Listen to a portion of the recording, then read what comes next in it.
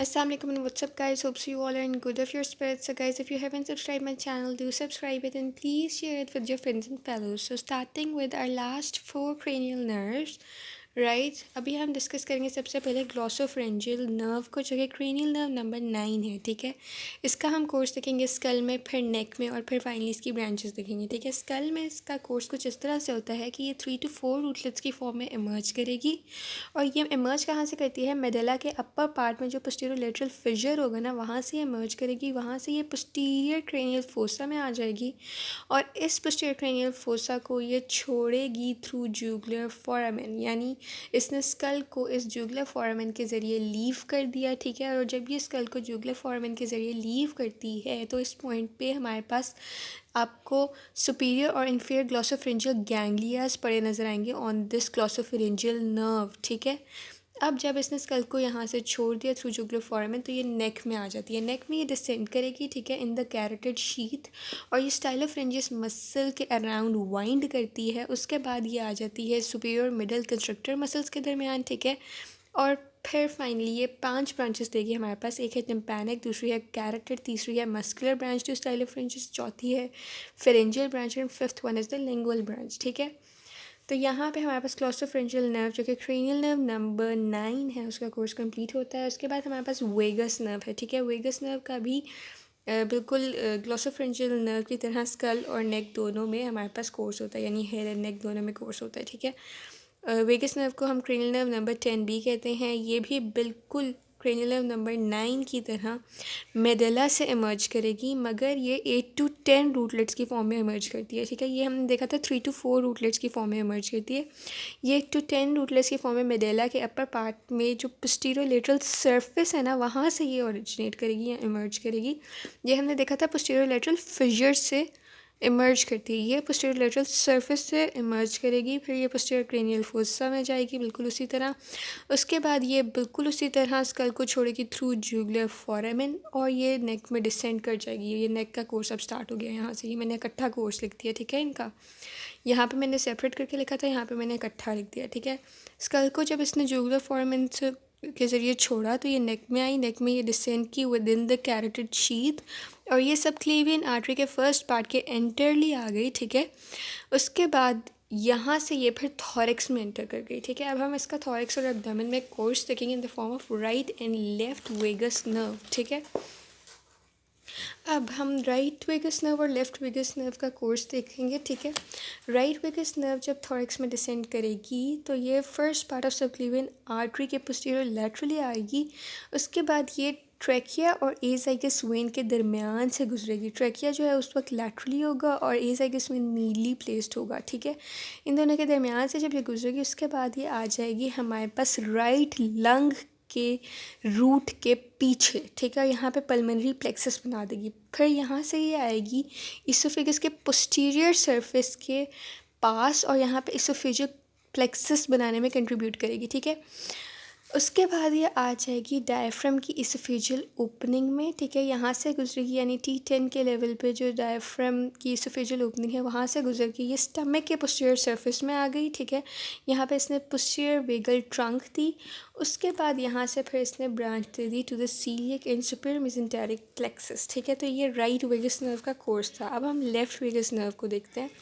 Left vagus नर्व बिल्कुल right vagus nerve की तरह थॉरिक्स में डिसेंड करेगी, लेकिन उसके बाद फिर क्या होगा, ये लेफ़्ट कॉमन कैरोटिड और लेफ़्ट सबक्लीवियन आर्टरीज़ के दरमियान में से गुजरेगी। ठीक है, जब ये लेफ़्ट कॉमन कैरोटिड और लेफ़्ट सबक्लीवियन आर्टरीज़ के दरमियान से गुजरेगी उसके बाद ये एओर्टिक आर्च को लेफ़्ट साइड से क्रॉस करके फ्रेनिक नर्व को क्रॉस करेगी। ठीक है, उसके बाद फिर ये आ जाएगी लेफ़्ट लंग के रूट के पीछे। ये हमने देखा था right vagus nerve right lung के रूट के पीछे थी, ये लेफ़्ट लंग के रूट के पीछे आ जाएगी। ठीक है, और यहाँ पे फिर पल्मोनरी प्लेक्सस बनाएगी। उसके बाद ये इसोफेगस के इंटीरियर सरफेस पे इसोफेजियल प्लेक्सस बनाएगी। यहाँ पे हमने देखा था पोस्टीरियर सरफेस पे राइट वेगस नर्व की केस में हमने देखा था इसोफेगस के पोस्टीरियर सरफेस पे इसोफेजियल प्लेक्सस बन रहा था। यहाँ पे इसोफेगस के इंटीरियर सरफेस पे इसोफेजियल प्लेक्सस बनेगा। उसी तरह बिल्कुल राइट वेगस नर्व की तरह लेफ्ट वेगस नर्व भी उसके बाद डायफ्राम की इसोफेजियल ओपनिंग में से गुजरेगी और फिर एंटीरियर सर्फेस ऑफ स्टमक पे आ जाएगी और एंटीरियर वेगल ट्रंक बनाएगी। यहाँ पे हमने देखा था पोस्टीरियर सर्फेस ऑफ स्टमक पे आके पोस्टीरियर वेगल ट्रंक बनाई थी in case of right vagus, ठीक है। लेकिन लेफ्ट वेगस के केस में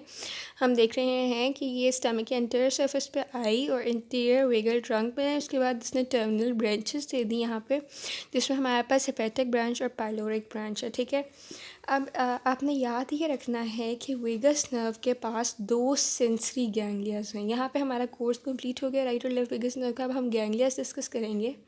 वेगस नर्व के पास 2 सेंसरी गैंग्लियाज होते हैं, एक होता है सुपीरियर गैंग्लियन और दूसरा इन्फीरियर गैंग्लियन, ठीक है। जो सुपीरियर गैंग्लियन है ना वो राउंडेड होता है, लेकिन इन्फीरियर गैंग्लियन जो है वो सिलेंड्रिकल होता है, ठीक है। सुपीरियर गैंग्लियन आपको वेगस नर्व के अंदर पड़ा हुआ नज़र आएगा। सॉरी, वेगस नर्व जब गुजरेगी ना जुगुलर फोरामेन में से, तब उस पर आपको सुपीरियर गैंग्लियन पड़ा हुआ नजर आएगा, ठीक है। और जो इन्फीरियर गैंग्लियन है ना ये आपको वेगस नर्व के बिल्कुल नीचे पड़ी नजर आएगी जब ये जुगुलर फोरामेन में से गुजरती है ये नर्व, वेगस नर्व, ठीक है। और सुपीरियर गैंग्लियन जो है वो कौन सी ब्रांचेस देगी, मेनिंजियल ऑर्कुलर, और इन्फीरियर गैंग्लियन हमारे पास फ्रिंजियल और सुपीरियर लेरेंजियल ब्रांचेस देगी, ठीक है। इसके अलावा अब हम वेगस नर्व की भी कुछ अपनी ब्रांचेस होती हैं। ये तो गैंग्लियास की हमने ब्रांचेस देखी थी, वैसे एक एडिशनल पॉइंट था जो याद रखना था आप लोगों को। वैसे जो हमारे पास वेगस नर्व है वो कौन सी ब्रांचेस देती है, एक है मेनिंजियल ब्रांच, दूसरी है ऑर्कुलर ब्रांच, तीसरी है फ्रिंजियल ब्रांच जो कि फ्रिंजियल प्लेक्सस में कंट्रीब्यूट करती है, चौथी है कार्डियक ब्रांचेस जो 2 to 3 इन नंबर होती हैं, ठीक है, और ये कार्डियक प्लेक्सस में कंट्रीब्यूट करती हैं। फिर है पल्मोनरी ब्रांच जो कि पल्मोनरी प्लेक्सस में कंट्रीब्यूट करती हैं, ठीक है। उसके बाद हमारे पास है सुपीरियर लेरेंजियल नर्व। इसमें हमारे पास 2 टाइप्स हैं इसकी, इंटरनल लेरेंजियल और एक्सटर्नल लेरेंजियल नर्व, ठीक है। जो इंटरनल लेरेंजियल नर्व है ना ये प्रेस करेगी थायरोहाइड मेम्ब्रेन को along with internal laryngeal artery और सप्लाई करेगी पेरिफेरम फोसा के फ्लोर को। इसके अलावा वोकल कॉर्ड के ऊपर जो लैरिंग्स का पोर्शन होता है ना उसमें जो म्यूकस मेम्ब्रेन होगी उसको सप्लाई करेगी, ठीक है। इसके अलावा जो एक्सटर्नल लेरेंजियल नर्व है ना सुपीरियर लेरेंजियल नर्व की ब्रांच वो डिसेंड करेगी in company with superior thyroid artery, ठीक है, और ये सप्लाई कर देगी सिर्फ क्रीकोथायरॉयड मसल को, ठीक है, सिर्फ लैरिंग्स के एक मसल को सप्लाई करेगी, ठीक है। उसके अलावा वेगस नर्व कौन कौन सी ब्रांचेस देती है, ये राइट और लेफ्ट रिकरेंट लेरेंजियल नर्व्स देगी, ठीक है। राइट रिकरेंट लेरेंजियल नर्व और लेफ्ट रिकरेंट लेरेंजियल नर्व का भी कोर्स आपको पता होना चाहिए, ठीक है। जो राइट रिकरेंट लेरेंजियल नर्व है ये वेगस नर्व से राइज करेगी। जब हम देखा था कि राइट वेगस नर्व जो है सबक्लेवियन आर्टरी के फर्स्ट पार्ट को जिस टाइम पे क्रॉस कर रही थी ना उस टाइम पे यहाँ से राइट रिकरेंट लेरेंजियल नर्व निकलेगी, ठीक है। फिर ये हुक करेगी बैकवर्ड्स और अपवर्ड्स और आ जाएगी सबक्लेवियन आर्टरी के पीछे, ठीक है। यहाँ से ये असेंड करेगी in the groove between trachea and oesophagus और यहाँ पे ये इन्फीरियर थायराइड आर्टरी को अकम्पनी करेगी और थायरॉयड ग्लैंड में आ जाएगी। यहाँ पे फिर थायराइड ग्लैंड को सप्लाई करेगी उस जितने भी हमारे पास लैरिंग्स के मसल्स हैं सवाए क्रिकोथायरॉयड को उन सबको सप्लाई करेगी, ठीक है, क्योंकि हमने देखा था क्रिकोथायरॉयड को हमारे पास एक्सटर्नल लेरेंजियल नर्व ने सप्लाई किया था, ठीक है।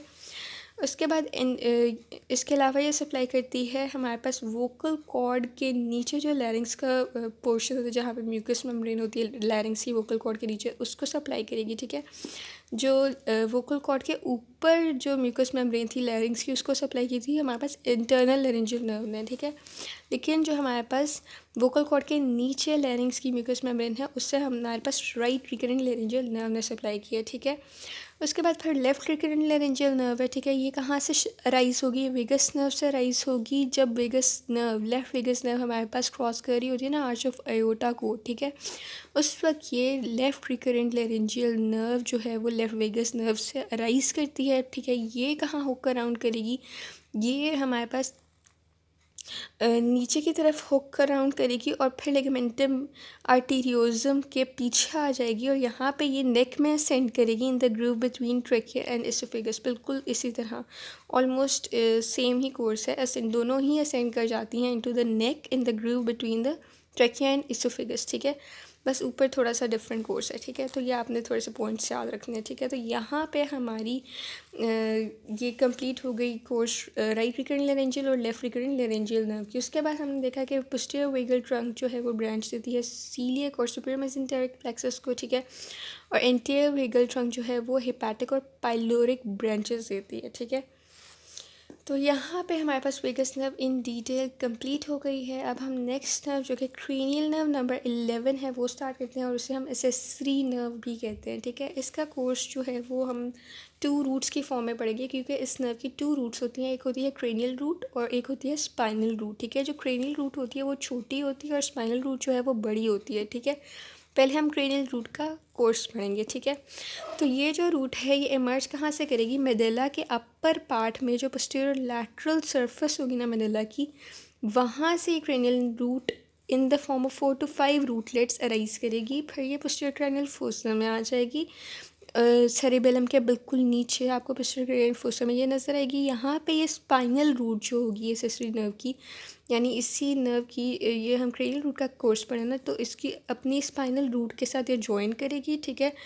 कुछ टाइम के लिए दोनों इकट्ठी गुजरेंगी, ठीक है। इकट्ठा इनका कोर्स रहेगा। उसके बाद ये आ जाती हैं जुगुलर फोरामेन में। जब ये जुगुलर फोरामेन में आएंगी तो क्रेनियल पोर्शन जो है वो स्पाइनल रूट से सेपरेट कर जाएगा, ठीक है।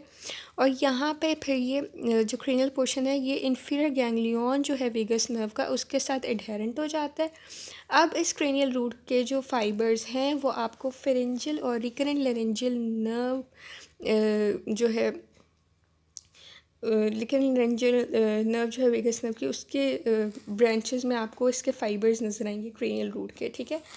तो ये था क्रेनियल रूट का कोर्स। अब हम स्पाइनल रूट का कोर्स देखते हैं of accessory nerve cranial nerve number 11 जो कि है, ठीक है। अब स्पाइनल रूट जो है ये कहाँ से अराइज करेगी, जो आपकी स्पाइनल कॉर्ड के अपर 5 सर्वाइकल सेगमेंट्स हैं उनमें आपको इंटीरियर ग्रे कॉलम नज़र आएगा। उस इंटीरियर ग्रे कॉलम में नर्व सेल्स जो होंगी वहाँ से ये स्पाइनल रूट अराइज करेगी। फिर ये असेंड करेगी alongside with the spinal cord, ठीक है। और आके ये स्कल में हमारे पास फोरामेन मैग्नम में से गुजरेगी और यहाँ पे ये क्रेनियल रूट के साथ आके मिल जाएगी, ठीक है। कुछ टाइम के लिए इनका कोर्स इकट्ठा रहेगा। फिर जब ये स्पाइनल रूट जुगुलर फोरामेन में से गुजरेगी ना, ये फिर सेपरेट हो जाती हैं और ये जो स्पाइनल पोर्शन है ये फिर इंटरनल जुगुलर वेन को क्रॉस करके स्टर्नोक्लीडोमास्टोइड को सप्लाई करेगा, ठीक है।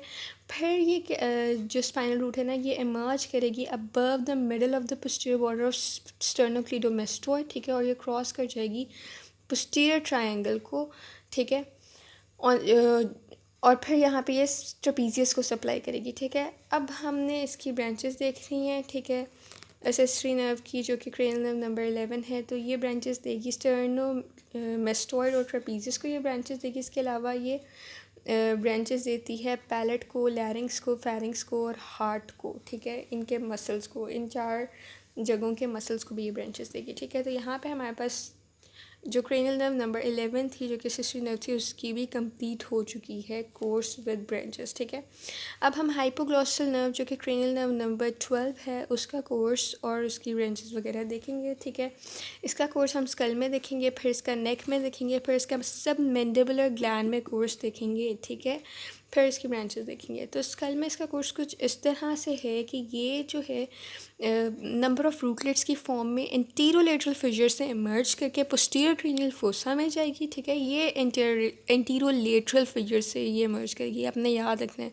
बाकी मोस्टली हमने देखा था कि पोस्टीरियोलेटरल फिजर या सरफेस से ओरिजिनेट करी थी, इमर्ज करी थी। ये एंटीरोलेटरल फिजर से इमर्ज करके पोस्टीरियर क्रेनियल फोसा में आएगी। यहाँ पे ये स्कल को छोड़ेगी थ्रू हाइपोग्लॉसल कैनाल, ठीक है।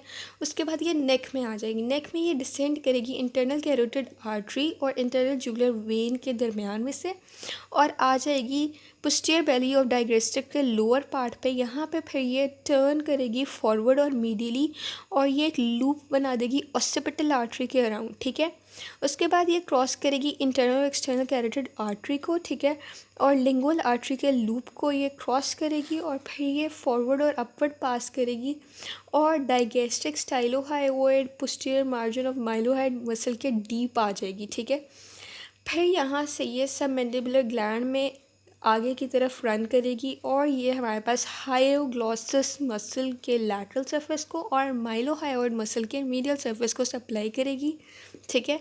उसके बाद यहाँ से फिर ये आ जाएगी सबमैंडिबुलर ग्लैंड के नीचे, ठीक है, और डक्ट और सबमैंडिबुलर ग्लैंड उसकी डक्ट और लिंगुअल नर्व के नीचे आ जाएगी और फिर ये हमारे पास एंड कर जाएगी by supplying the tongue muscles, ठीक है। तो ये था हमारे पास सारा अबाउट हायोग्लॉसल नर्व, ठीक है। उसके बाद हम इसकी ब्रांचेस अब देखेंगे तो ये मेनिंजियल ब्रांच देती है, इसके अलावा ये डिसेंडिंग ब्रांच देती है, ठीक है, जिसे आप डिसेंडेंस हाइपोग्लॉसी भी कहते हैं, जो कि एंसा सर्विकैलिस में भी यानी उसकी फॉर्मेशन में भी हेल्प करती है, ठीक है। इसके अलावा ये नर्व टू थायरोहायोइड देगी, नर्व टू जीनोहायोइड, ठीक है, मस्कुलर ब्रांच देगी जो कि टंग को सप्लाई करेगी, कम्युनिकेटिंग ब्रांच देगी जो कि लिंगुअल नर्व को जो है वो सप्लाई करेगी, ठीक है। तो यहाँ पे हमारी 4 क्रेनियल नर्व्स कंप्लीट हो गई हैं। आई होप आप लोगों को समझ आ गई होगी। Thanks for watching, and please once again I would like to say you that do share it with your friends and fellows so that it might help them as well. Thanks for watching. Allah Hafiz.